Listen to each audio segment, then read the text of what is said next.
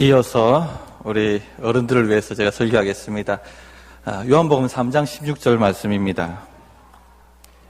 저는 애가 셋이 있습니다. 근데 어릴 때 제 아내하고 다른 집 아이 칭찬을 하면 제 집 아이들이 엄마 아빠가 다른 집 아이를 더 사랑하는 줄 알고 엉엉 울고 불고 막 삐지고 난리가 났습니다. 아이들은 언제든지 엄마 아빠 사랑을 확인하고 싶어 하는 것 같습니다. 엄마가 나를 사랑하는지 아빠가 나를 사랑하는지. 인생사의 전부가 사랑이라고 해도 과언이 아닙니다. 예수님도 성경을 요약하시면서 뭐라고 말씀하셨습니까? 성경은 결국 하나님을 사랑하라, 그리고 이웃을 내 몸과 같이 사랑하라. 사랑이 인생사의 전부라는 겁니다. 우리 자녀들이 사랑을 많이 받고 자라야 됩니다.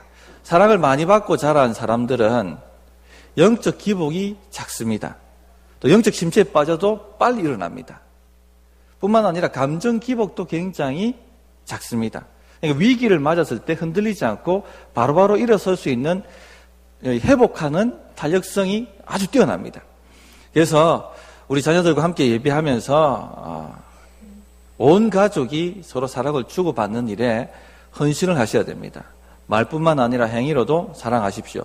오늘 오후 예배도 없는데 목장도 모이시고 또 가족끼리 모이셔서 한번 사랑의 나눔을 해보시기를 바랍니다. 오늘 전하고자 하는 메시지도 그래서 사랑 이야기입니다. 하나님이 우리를 사랑하신다는 겁니다. 우리가 사랑받는 존재다 하는 이야기입니다. 그것도 온 우주를 창조하신 하나님께서 우리를 사랑하시는 겁니다. 공의의 하나님, 세상을 심판하시고 악을 지옥 구덩이에서 멸하시던 그 하나님께서 우리를 사랑하신다 하는 겁니다. 우리가 얼만큼 사랑받고 있는가, 하나님이 우리를 얼마나 사랑하시는가, 이 진리에 깊이 있게 젖어 들어가시기 바랍니다. 그래 해야지 신앙이 안정감이 있습니다. 그래야지 삶에 안정이 있고 성장이 있습니다. 건강합니다. 우리 무의식 안에는 하나님의 사랑으로부터 끊어졌다 하는 공포가 있습니다. 왜냐하면 에덴 동산에서 우리가 추방당해버렸습니다. 죄로 말미암아 하나님의 사랑에서 끊어지는 경험을 한 것입니다. 한번 어릴 적 생각을 해보시면, 꿈을 꾸다 보면 엄마하고 골목길을 가는데 엄마가 골목길을 앞에서 싹 하고 사라집니다. 막 쫓아가죠. 엄마 하고. 그리고 골목길을 돌아섰는데 엄마가 보이지 않습니다. 그렇게 공포에 짓눌려서 깨어나는 경험을 하신 적 있지 않습니까? 그게 아마도 우리 무의식 가운데 있는 하나님의 사랑으로부터 끊어진 공포가 아니겠는가, 그런 생각이 듭니다. 그래서 인생에 조그만 안 좋은 일만 생겨도 가슴이 철렁 내려앉습니다. 올 것이 왔구나 두려움이 탁 생깁니다. 뿐만 아니라 미래에 대해서도 굉장히 낙관적이지 않습니다. 뭔가 안 좋은 일이 생길 것 같다는 두려움에 걱정과 근심에 쌓여서 전전긍긍합니다. 이 모든 것이 하나님의 사랑에서 우리가 끊어져 있다 하는 공포, 두려움 때문에 그렇게 되는 것입니다. 그래서 하나님이 나를 사랑하신다 하는 이 진리를 깊이 있게 깨닫고 그 진리에 깊이 뿌리를 내려야지 제대로 살아낼 수 있고 승리하는 삶을 살아갈 수가 있습니다. 하나님이 죄인을 사랑하신다 하는 이 진리를 깊이 묵상하시기 바랍니다. 하나님이 세상을 사랑하신다. 오늘 주목해야 될 단어가 두 개 있는데, 첫 번째가 하나님이 세상을 사랑하신다는 겁니다. 죄인을 사랑하십니다. 무조건적으로 사랑하십니다. 무조건적이란 말은 우리가 착한 일을 하든지 악한 일을 하든지 말씀을 잘 지켜 행하든지 아니면 그렇지 않든지 간에 상관없이 하나님이 여전히 우리를 사랑하신다 하는 것입니다. 우리 자녀들 사랑하시죠? 말 잘 들어서 사랑하십니까? 말 잘 들으면 좀 더 사랑스럽습니다. 그러나 말을 잘 듣든지 잘 듣지 않든지 사랑합니다. 그죠? 그게 바로 하나님 아버지의 사랑입니다. 그래서 아가페 사랑이라고 얘기하죠. 아가페 사랑, 무조건적인 사랑이라고 이야기를 합니다. 아마 이래서 진화론이 안 맞는 것 같아요. 이거는 진화론으로는 이걸 설명할 수 없습니다. 하나님의 형상대로 지음받은 사람들이기 때문에 자녀가 밉든지 밉지 않든지 말 잘 듣든지 순종하지 않든지 사랑하게 되는 것입니다.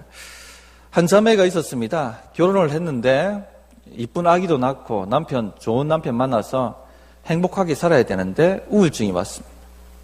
자살하고 싶어서 자살 충동 때문에 직장도 접고 가정이 올스톱 되어버렸습니다.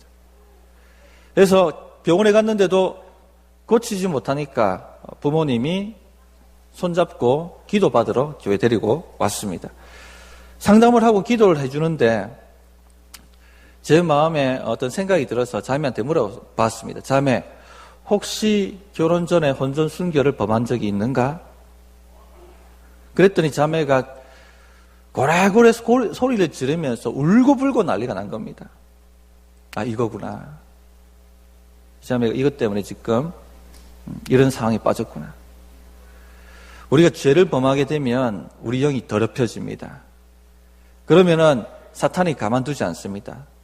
속히 와서 너는 하나님 사랑받을 자격이 없다. 너는 사랑받을 자격이 없는 사람이야. 너는 더러운 사람이야. 내 인생은 더러워. 너는 가치가 없어. 라는 말을 쏘아냅니다. 그 얘기를 계속 듣고 오면 자아가 붕괴됩니다. 처녀 때는 어느 정도 그것을 추스려가지고 결혼을 했는데 결혼하고 아이를 딱 낳았는데 그 생각이 나는 거예요. 사탄이 가만두지 않는 겁니다. 너는 더러워. 너는 지금 이런 사랑 받을 자격이 없어. 너는 부모 될 자격이 없어. 네 남편에게 너는 거짓말쟁이야. 계속 그 말을 쏟아내는 것입니다. 어느 정도 자매가 진정되고 난 다음에 자매한테 물었습니다. 자매, 매 순간 자매 마음속에 나는 더러운 인간이야. 나는 사랑받을 자격이 없다. 이런 말이 들리지 않는가? 했더니 고개를 끄덕끄덕거리는 겁니다. 자매, 그것은 사탄의 거짓말이야. 그것을 믿으면 안 돼. 하나님은 자매를 위해서 피를 흘려 주셨고 그 모든 죄를 깨끗하게 씻어 주셨어. 그리고 얼마나 자매를 사랑하는지 독생자까지 주셨었던 거예요. 이것을 믿어야 한다라고 이야기를 했습니다. 이 메시지를 계속 전하고 또 듣게 만들고 또 듣게 만들어서 이 자매 안에 있는 영이 이 사랑에 젖어 들어가야지 해결이 되는 겁니다. 이처럼 하나님 우리를 사랑하신다 하는 것이 너무나도 중요한 메시지입니다. 우리 인생을 좌우할 만한 메시지인 것입니다. 하나님은 죄인을 사랑하십니다. 유대문헌에 세상을 사랑했다는 단어가 없어요. 구절이 없습니다. 아무리 뒤져봐도 유대문헌에는 하나님이 세상을 사랑하셨다는 말이 없습니다. 왜냐하면 유대인들은 하나님은 유대인들만 사랑하신다고 믿었습니다. 왜냐? 하나님 말씀 갖고 있으니까, 예배 드리고 있으니까, 율법을 순종하고 있다고 생각하니까. 저 세상 사람들, 하나님 믿지 못하는 사람들은 하나님이 사랑하시지 않는다고 생각을 했습니다. 그러나 하나님께서 예수님을 통해서 뭐라고 말씀하시냐면 내가 세상을 이처럼 사랑한다라고 말씀하고 있는 겁니다.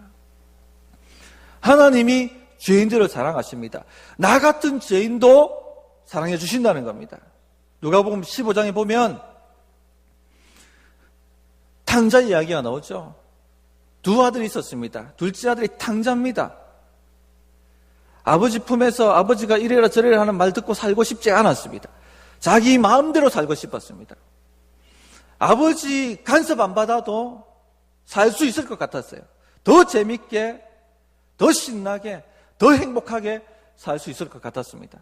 그래서 아버지가 죽지도 않았는데 유산 달라고. 이런 호로자식이 어디 있습니까? 그래서 그에게 유산을 가지고 타국으로 가서 자기가 살고 싶은 대로 살았습니다. 그러나 그 삶이 오래 가겠습니까? 결국은 모든 것 다 탕진하고 돈 있을 때 함께 했던 친구들도 돈 없으니까 다 떠나가 버리고 비참한 삶을 살게 되었습니다. 인생 처음으로 취직이라는 것을 해보았어요. 너무 배가 고프니까. 어디 취직합니까? 돼지 치는 농장에 취직을 하게 되었습니다. 그런데 급료가 너무 짜요. 너무 배가 고프니까 돼지의 사료까지 먹는 겁니다. 얼마나 비참했겠습니까? 그 비참했을 때에 하나님께서 그의 마음에 아버지 품이 생각나게 만드신 것입니다. 아버지 품에 있을 때는 정말 행복했는데, 아버지한테 순종할 때는 정말 내가 행복했는데 다시 돌아가고 싶다. 그런데 이제 아들의 자격으로 돌아갈 자격이 내게는 없다. 그래도 돌아가고 싶다 하고 아버지 품을 찾아 돌아갑니다. 그런데 이 소식을 들은 아버지가 어떻게 합니까? 아들이 집에 도착하기도 전에 맨발로 아들에게 달려갑니다. 그리고는 끌어안고 눈물을 흘리며 아들의 옷을 입히고, 아들의 노예는 신발이 없거든요. 아들이 맨발로 왔습니다. 노예였죠. 근데 신을 신겨주고, 그리고 반지를 끼워줍니다. 인장 반지입니다. 아들의 지위를 회복시켜주는 것입니다. 하나님께서 이처럼 사랑하신다는 겁니다. 주님 앞에 돌아오기만 한다면 하나님이 이처럼 모든 것을 회복시켜 주실 만큼 우리를 사랑하신다는 겁니다. 두 번째 주목해야 될 단어가 이처럼 사랑하사 독생자를 주셨으니, 이처럼 사랑하사 어떻게 사랑하신 것입니까? 독생자를 주시기까지 사랑하신 것입니다. 우리 옆에 분, 우리 성도님들 한번 살펴보시기 바랍니다. 사랑스럽습니까? 어떻습니까? 우리 부모님들은 자녀가 사랑스럽습니까? 자녀는 부모가 사랑스러워요? 사랑스럽습니까? 손가락 하나 줄 수 있습니까? 엄지손가락 하나 끊어줄 수 있습니까? 실제 끊어주기 힘들어요. 그런데 하나님은 독생자를 주셨어요. 제가 이 비유를 들은 것은 하나님의 사랑이 얼마나 큰 사랑인지를 아시라는 겁니다. 우리는 자녀를 위해 손가락 하나 끌어주는 것만 굉장히 힘듭니다. 아무리 사랑해도. 그러나 하나님은 독생자를 주셨어요. 우리가 하나님을 우리를 사랑한다 하는 것을 감정적으로 생각하시면 안 됩니다. 어느 날 교회 왔는데 예배 드리는데 찬양 부르는데 하나님이 나를 사랑하신다는 감동이 와요. 눈물도 흘려지고. 다음 주가 됐는데 교회 왔는데 전혀 그 감동이 느껴지지 않습니다. 냉랭하죠. 오히려 마음이 당황합니다. 하나님의 사랑은 그런 것이 아닙니다. 그렇게 되면 어느 날은 하늘 위에 가 있다가 어느 날은 지옥 구덩이에 들어가 있게 되는 것입니다. 하나님의 사랑은 대가를 지불한 사랑입니다. 이 진리를 깊이 있게 붙드셔야 됩니다. 우리가 결혼을 하지 않습니까? 결혼을 하면은 서약식을 하고 반지를 교환합니다. 사랑이 단지 감정이라면은 결혼하고 얼마 지나지 않아서 사랑의 감정은 사라집니다. 한번 오랫동안 지금 결혼 생활 하시는 분들 어쩔 때는 화가 나지 않습니까? 연애 때는 보기만 봐도 행복했는데 어쩔 때는 쳐다보니까 갑자기 화가 올라와요. 사랑이 감정이라면 이거는 웃긴 일입니다. 웃긴 일. 그죠? 근데 그래서 연애 사랑하고 결혼의 사랑하고 다른 겁니다. 연애 사랑은 감정의 사랑이에요. 그냥 좋은 거예요. 보기만 봐도. 근데 결혼하는 사랑은 어떤 사랑입니까? 서약하는 사랑입니다. 내가 당신을 위해서 나의 전부를 당신에게 드리겠습니다. 그 증표로 반지를 교환하는 것이죠. 나중에 대판 싸웁니다. 결혼 생활 하다 보면. 정남이가 떨어질 정도로 싸웁니다. 사랑의 감정이 다 사라져 버렸습니다. 어디로 돌아가야 됩니까, 그러면? 반지 바라봐요, 반지. 반지가 뭐라고 얘기합니까? 서약하지 않았냐고. 언약적 사랑을 하지 않았냐고. 젊고 이쁠 때나, 늙고 병들었을 때나, 가난할 때나, 부할 때나,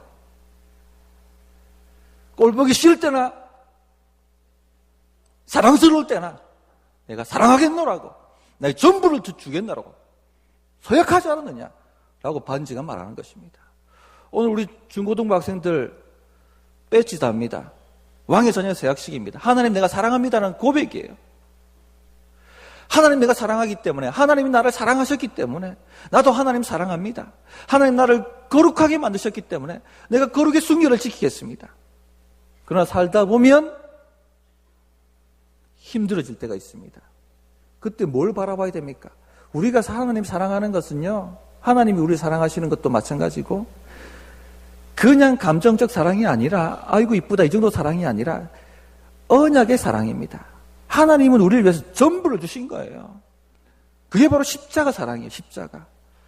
결혼 반지가, 하나님의 결혼 반지가 십자가예요. 십자가.